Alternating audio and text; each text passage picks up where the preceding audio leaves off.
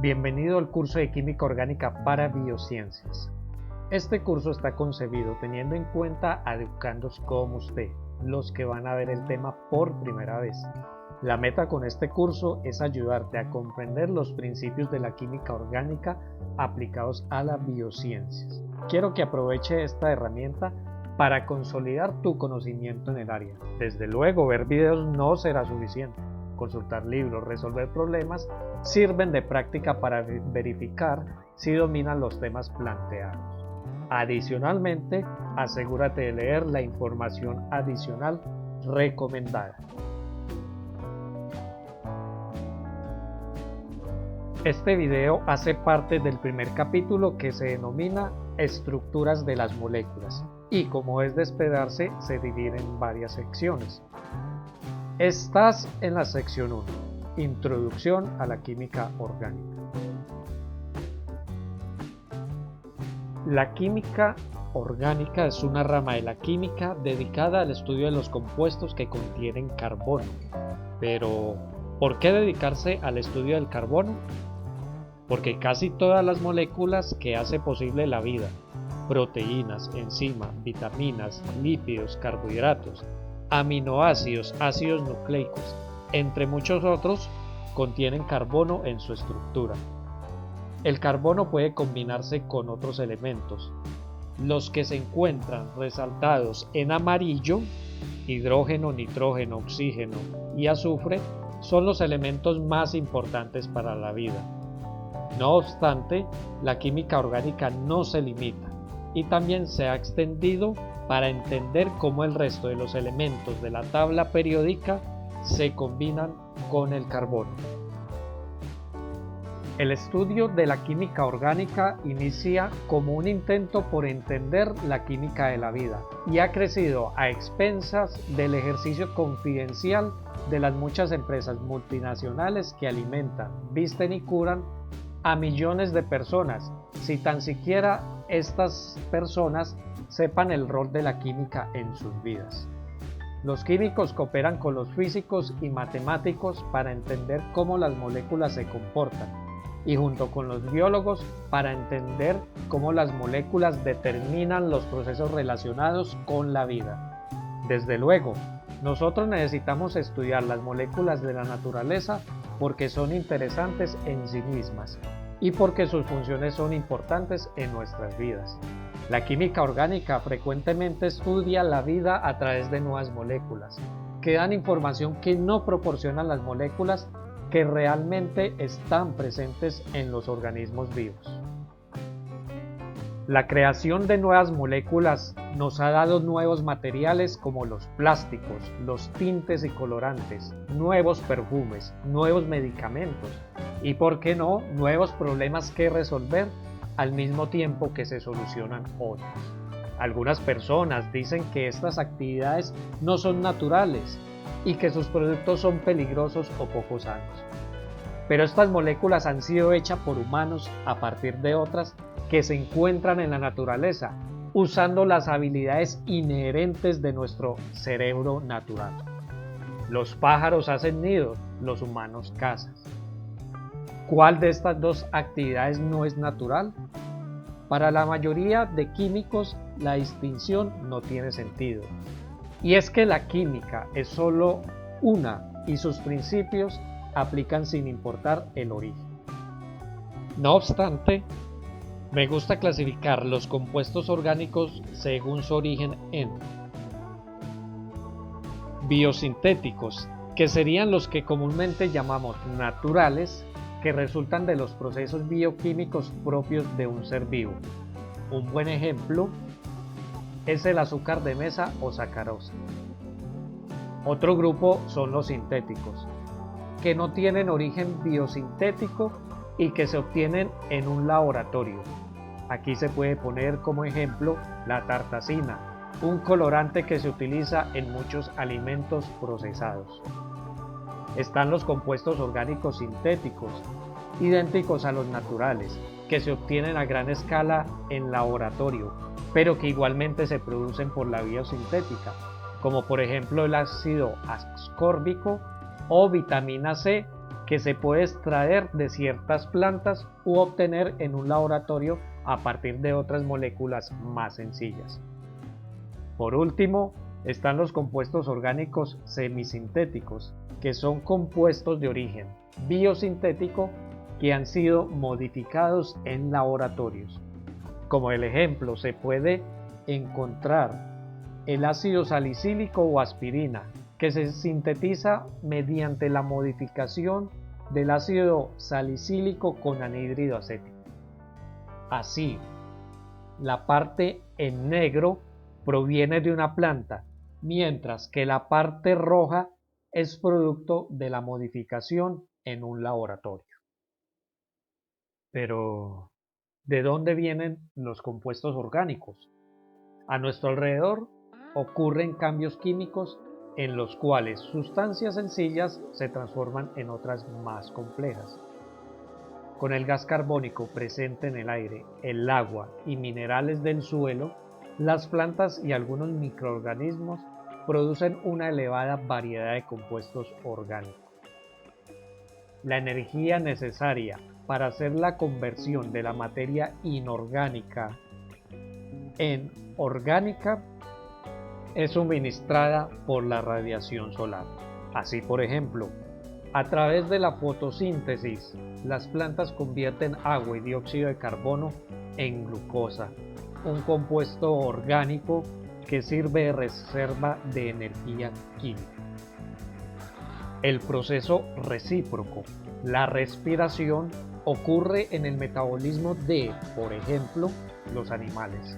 Sus funciones vitales se mantienen gracias, y abro comillas, a la combustión controlada de la glucosa.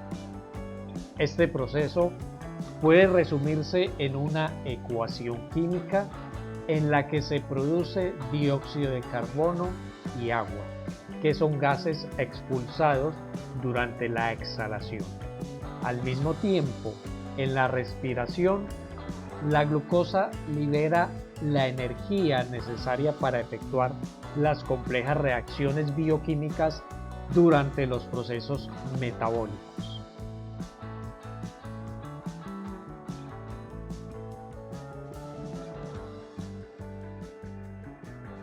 La vida y la muerte involucran procesos químicos.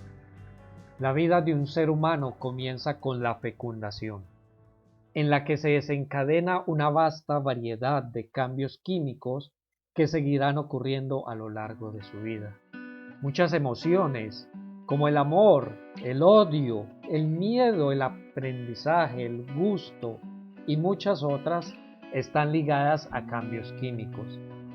Las enfermedades pueden interpretarse como desequilibrios químicos cuando los mecanismos normales de funcionamiento son alterados por un agente interno o externo.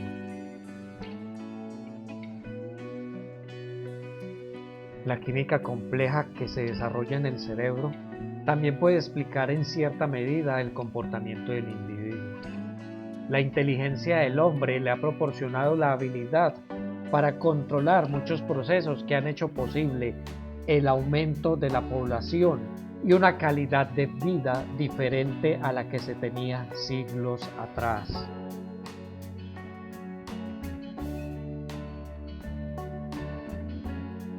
Se considera un compuesto orgánico todo aquel que posea carbono, con excepción de los óxidos de carbono, monóxido y dióxido de carbono, y sus ácidos, los oxalatos y los carbonatos, que se consideran inorgánicos. Contrariamente a lo que se podría pensar, el agua no es un compuesto orgánico, ya que no contiene carbono y por lo tanto se considera inorgánico.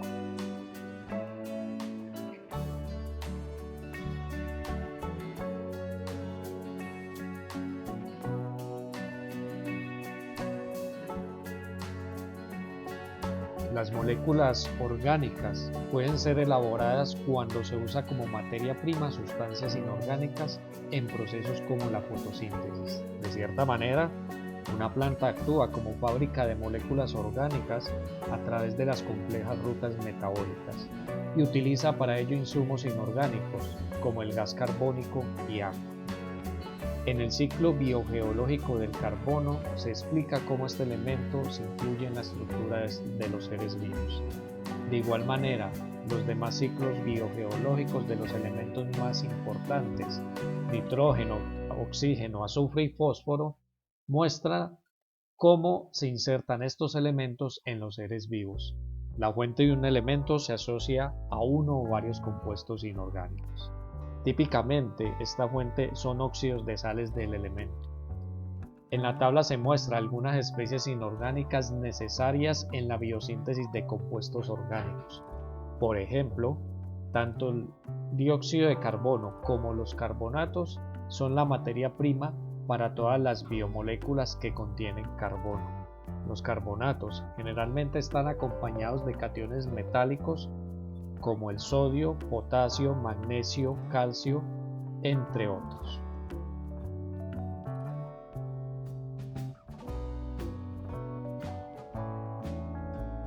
Se sabe que las plantas, junto con algunos microorganismos, sirven como transformadores de compuestos inorgánicos en orgánicos. Las interacciones bióticas-abióticas, el flujo de materia y energía desde la base hasta la cima de la red trófica y viceversa, hacen que todos los actores que intervienen en la reconfiguración estructural, por lo menos a nivel molecular, formen una compleja sinfonía que puede entenderse e interpretarse como las partituras de una melodía en la que predomina el lenguaje químico. La célula es la unidad estructural más sencilla que puede realizar funciones relacionadas con la vida: nacer, crecer, reproducirse y morir. Por lo tanto, es el habitáculo en donde constantemente ocurren transformaciones químicas. La vida se sustenta debido a que continuamente están ocurriendo numerosas transformaciones químicas. En su conjunto, comprenden el metabolismo. Las reacciones metabólicas son estudiadas por la bioquímica, una rama derivada de la química y la biología, mientras que la química orgánica propone explicaciones para el comportamiento de las moléculas que intervienen en ellas. Además, ofrece herramientas para su estudio y nuevas rutas sintéticas para obtenerlas. Los fenómenos descritos antes están asociados al ámbito orgánico. En el albor del pensamiento científico, el término orgánico se refería a sustancias que provenían de seres vivos, pero que trastornó definitivamente su significado al comprobarse de que en un laboratorio se podían elaborar sustancias iguales a las provenientes de los seres vivos. Friedrich Wöhler se considera un pionero en la química orgánica, pues pudo obtener en un laboratorio la urea, un compuesto orgánico, mediante su síntesis a partir de una sal inorgánica que se llama cianato de amonio. Este descubrimiento se convirtió en una refutación del vitalismo, que sostenía que lo que mantiene la actividad de los seres vivos es una fuerza vital especial que no está en los minerales ni en ninguna otra sustancia inorgánica.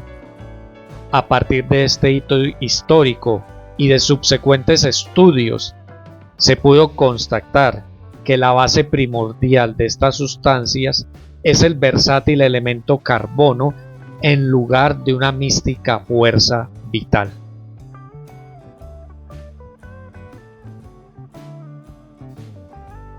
Otro evento histórico importante en la ciencia lo constituyó el experimento de Miller, cuyos resultados fueron publicados en 1953.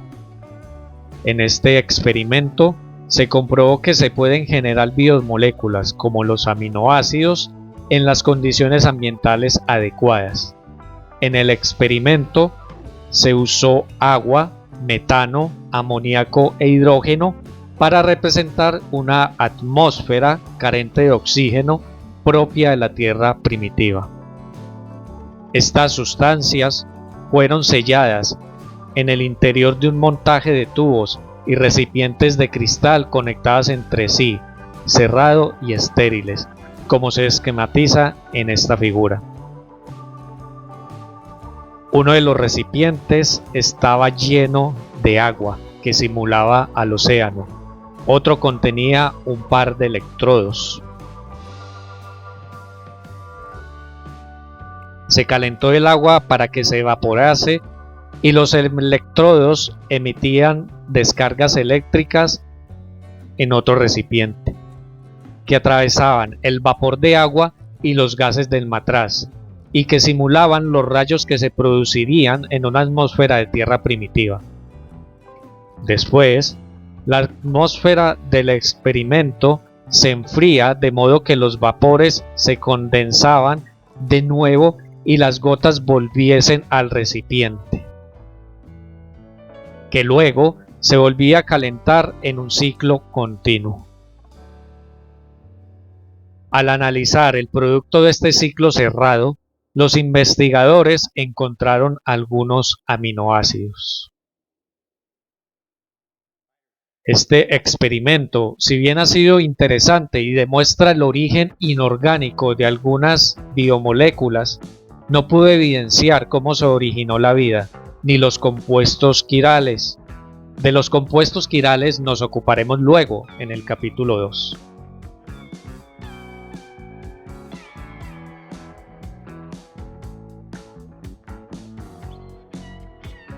En una época más reciente, en el 2009, John Sutherland mostró que las unidades que se necesitan para que se formase el ácido ribonucleico o ARN pueden ser sintetizadas desde algunas moléculas sencillas cuya existencia pudo ser plausible en una tierra primitiva prebiótica.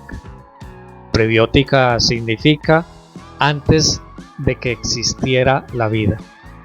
Las moléculas sencillas utilizadas en el experimento de Sutherland fueron cianamida, cianoacetileno, glicoaldehído, gliceraldehído y fosfato inorgánico. El autor apunta que el gliceraldehído que utilizó fue con una quiralidad correcta. ¿Qué significa esto?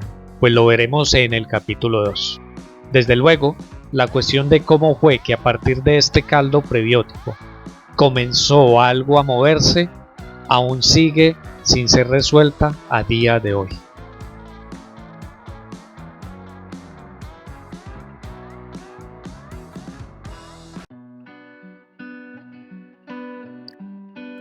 En este punto termina la charla, no sin antes dejar abierto un tema de debate. Los estudiantes formales del curso podrán dar su opinión acerca de este tema en la plataforma, que se ha acordado fuera de este medio. Hasta la próxima y los dejo con el tema en pantalla.